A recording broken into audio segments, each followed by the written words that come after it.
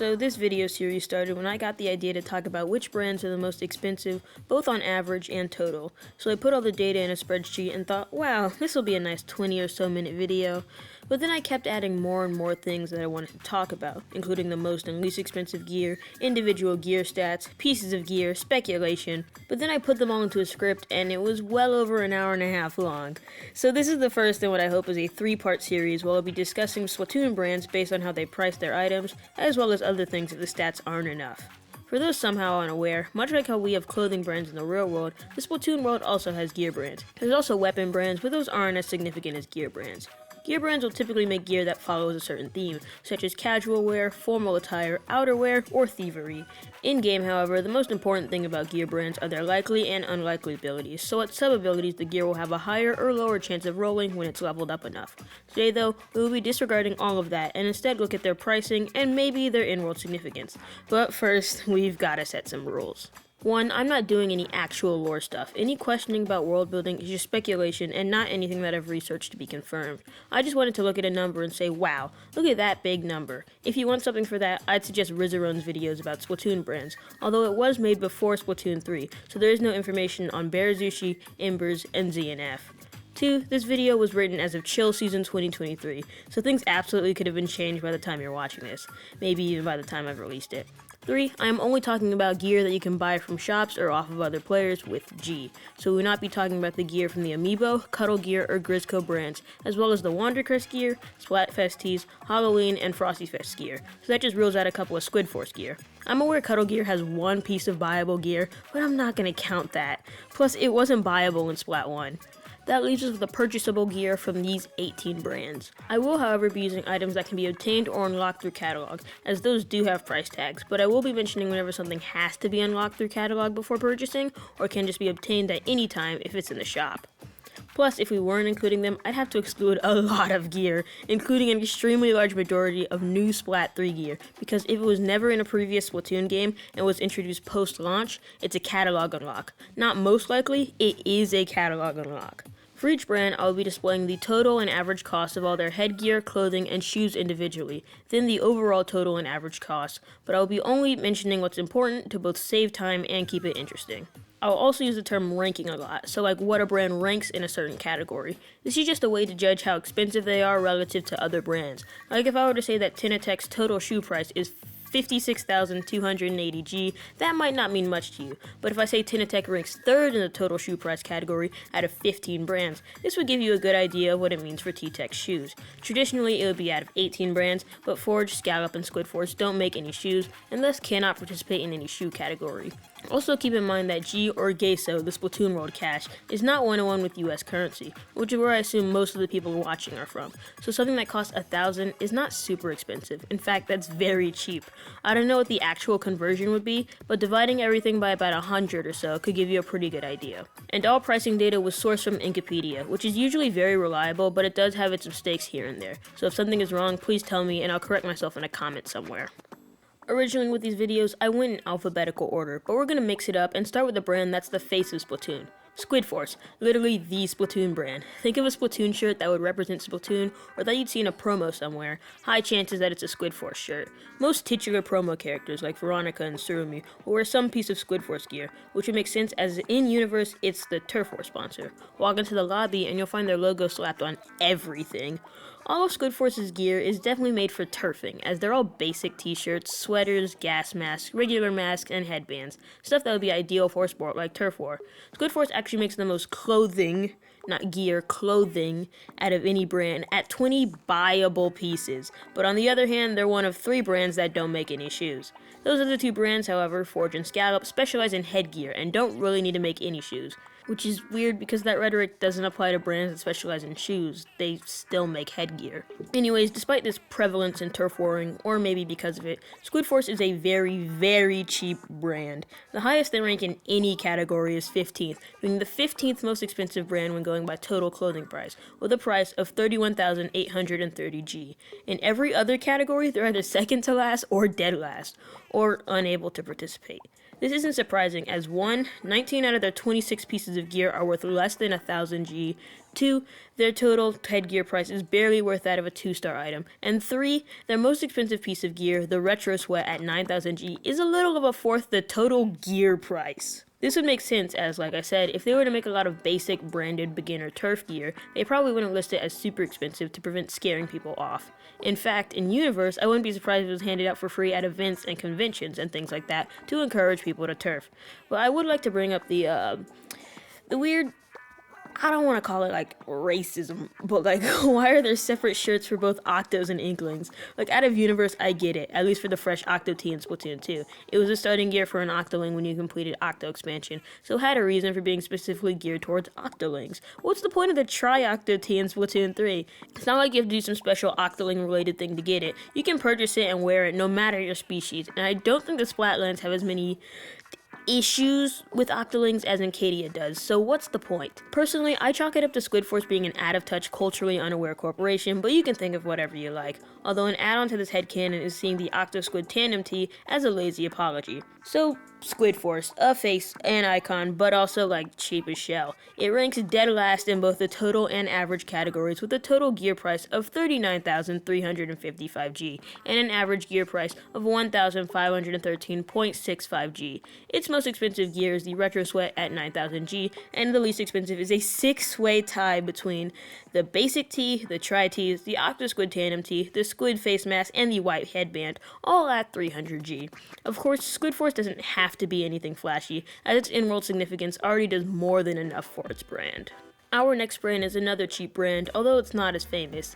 Zink, one of many athletic brands, although it's definitely the cheapest one we'll talk about. Zink doesn't do anything entirely impressive in the spreadsheet at first. I mean, there's nothing much worth noting in the clothing and shoes department, other than it's all mostly towards like the lower end of the graph, the highest ranking being an 11th in the total shoe price category. But that 11th is standing on really shaky ground, since the gold high horses are close to half of the total shoe price. However, Zink blows the competition away in the headgear area, and by blow away, I mean it gets completely dogpiled on. Zink is last in both headgear categories with a total headgear price of 2,400 G, which is the price of a 1-star gear item, mind you, and an average headgear price of 400 G. That is the lowest value on this entire spreadsheet, minus the gear amounts, of course. So Zink does something impressive, alright, just not in the exact way you'd expect. Zink has a weird kitty vibe to me, at least their shoes. Their high horse line is a lot more rounded and has no visible laces, as well as their dacronets, which are the things that I would point to it being a more kid-focused brand, as well as their very generic headgears. I mean, golf visor, swim goggles, and cycling cap. Those names couldn't be more Splatoon 1 if they tried. Hi, I'm recording this part in post just to clarify the fact that the next two shirts that I talk about in this section, I did not realize that the logos on these shirts were not in fact red and blue, but were in fact transparent and magenta, which seems arbitrary, but vastly contradicts the point I was trying to make. I'm still going to keep the section in because it's still a fun discussion and pads the runtime, but the nightlight on my computer messed me up on that one. Bye-bye. Something I do want to point out is the logo found in the Zink long sleeves, which is clearly a parody of the logos of major American sports associations and leagues. It begs the question of, why Zink? I thought Squid Force was the sponsor of Turf Wars. Well, one possibility could be that this logo is for a sport other than Turf War, but that could be shut down pretty quickly by asking why there's a squid in the logo instead of a different thing. I'm aware this is Splatoon we're talking about, where everything is a squid if possible, including phone cases and the moon base, but surely this would be an exception if true. It would also explain why they have gear that promotes other types of sports, like golfing and cycling. The other possibility, and one that I favor, is one where while Squid Force organizes all the casual play of Turf War, all of the ranked matches and regular battles of day-to-day stuff, Zink handles the organizing of actual leagues of top teams and tournaments and things like that. It would explain why they're so cheap, as similar to Squid Force, they'd be busy organizing other things. And so, as a summary of sorts, Zink makes 27 pieces of clothing, and buying them all would cost 41,550 G, and puts Zink as the 17th most expensive brand. And on average, a piece of Zink gear would cost you only 1,537.04 G, which also puts them at 17th place. Their most expensive piece of gear is the Retro Gamer Jersey at 9,000 G, and their cheapest is also the cheapest piece of gear in all of Splatoon, the swim goggles at 100 G. I don't know what else to say other than it's a cheap athletic brand. If you need sportswear and need it fast, Zink's got you covered. We'll talk about a couple more cheap brands before we get to the mid/big numbers, so let's start with two sister brands that were meant to be since the beginning, Zekko and Firefin.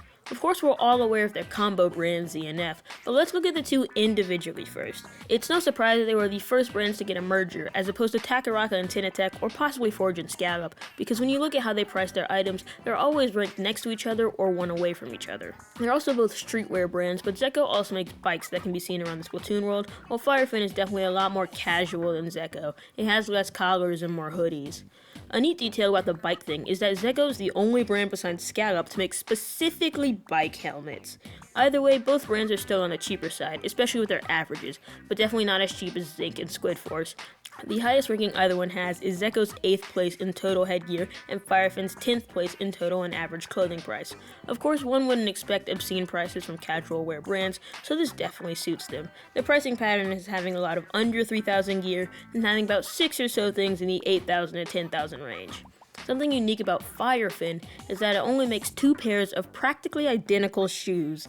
The fish fry sandals are both priced at 2,880 G, and it unsurprisingly puts Firefin at last in the total shoe price category. However, on average, it's 11th out of 15th. Somehow, 4 other brands managed to sneak their way under Firefin, including its bestie Zekko.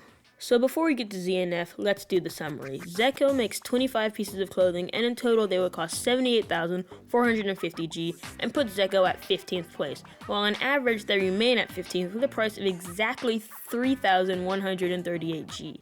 Their most expensive gear is the varsity jacket at 11,500 G, while their least expensive are the black flip-flops at 300 G.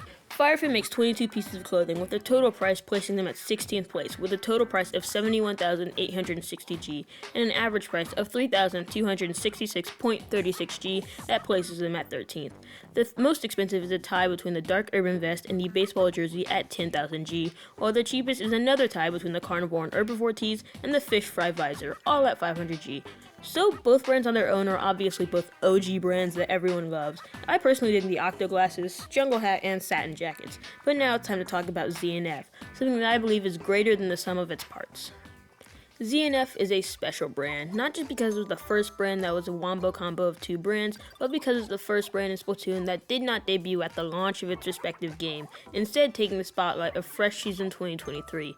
Since it's a merger, Zekko and Firefin did not get any new gear in Splatoon 3, so all of their gear doesn't have to be unlocked from the catalog. On the contrary for ZNF, since it debuted in Splatoon 3 post-launch, all of its gear has to be unlocked from the fresh season 2023 catalog before purchasing from shops, and is all technically free as long as you are playing in the fresh season. As such, it has some pretty non-standard and random gear prices, since it'll never be seen if you already have the gear item. For example, instead of being regular multiples of 100 or 10 or whatever, you've got numbers such as 3,456, 9,333, and 1,111. So when we judge what the most expensive is, we'll do both prices and the highest catalog level.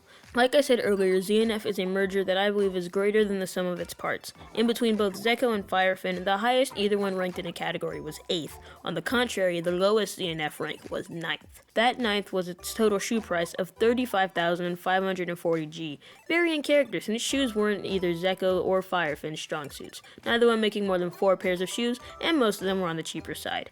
ZNF's highest ranking was 3rd place in the total headgear category, and everything after that was like a healthy spread between these ranks.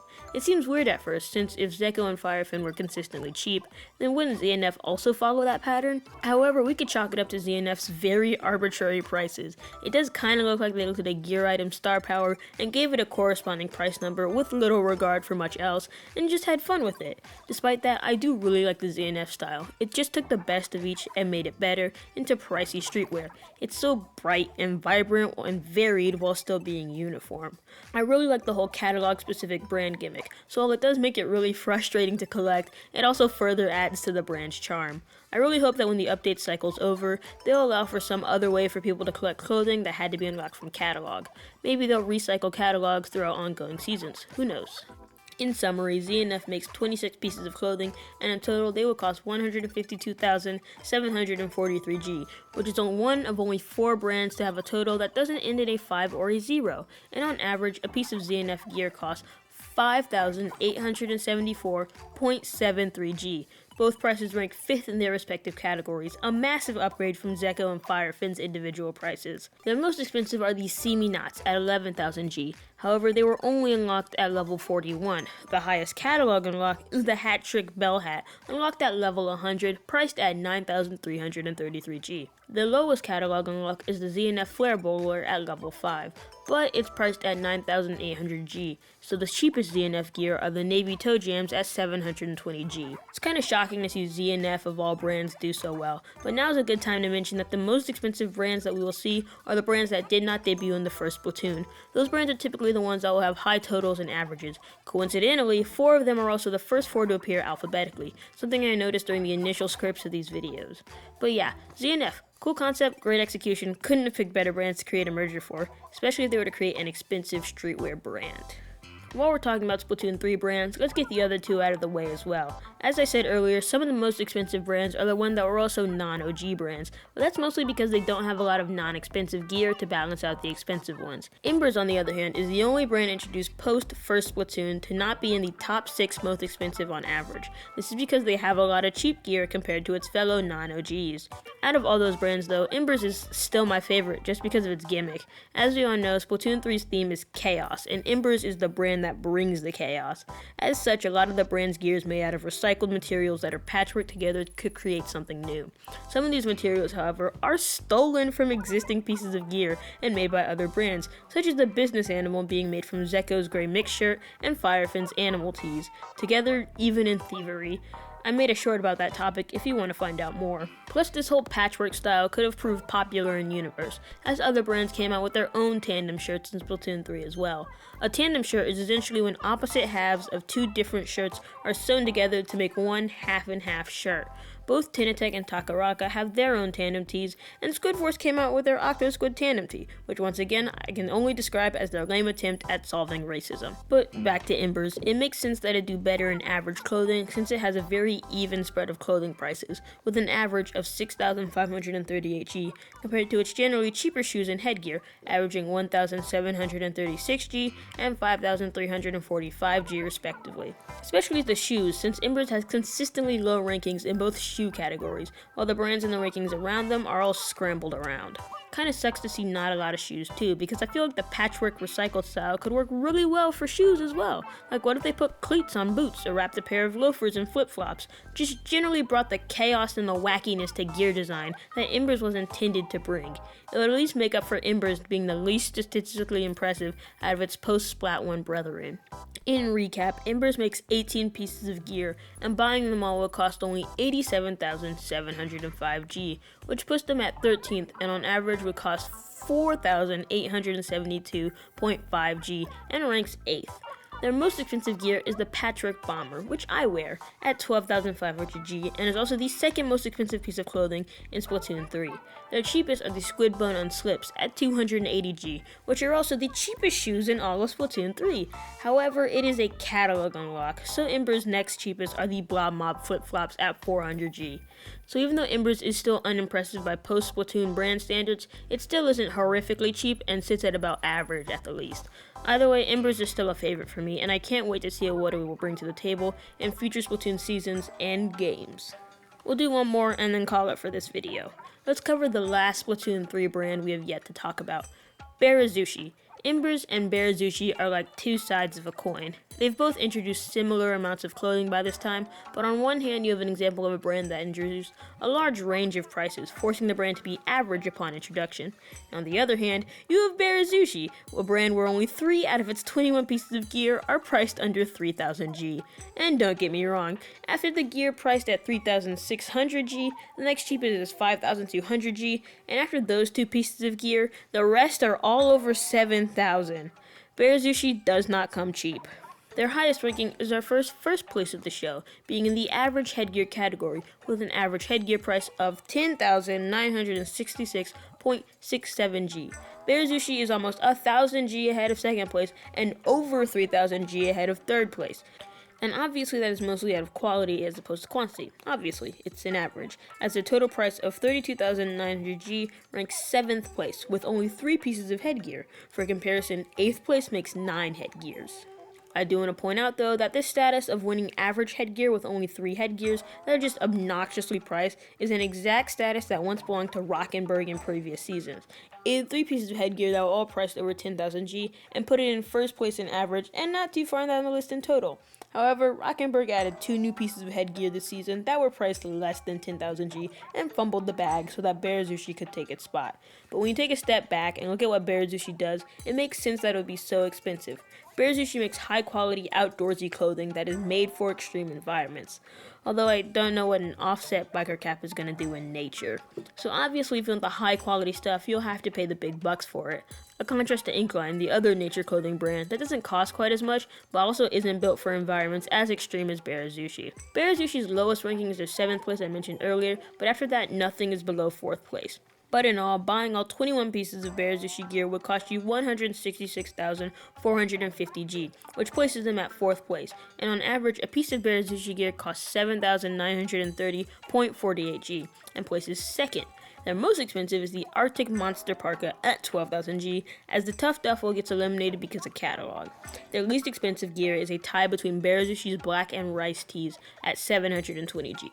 Barazushi is expensive, but it's needed for the harsh environments that I'm sure the Splatlands provide. Definitely a good example of newer brands taking the top spots. And we'll call it there for this video. Next time we'll be going over some classic brands such as Krakon, Forge, Scallop, Splash Mob, Inkline, Takaraka, and Tinatech. But since they're all classics, they're also kind of boring, so we'll probably talk a bit less about stats in that video and more about their in-world significance and themes. And in the last one, I'll talk about Empery, Rockenberg, Anarchy, and Tony Kinsa, as well as doing an overall summary. Other than that, thanks for sticking till the end of this one, and I hope that you have a nice day.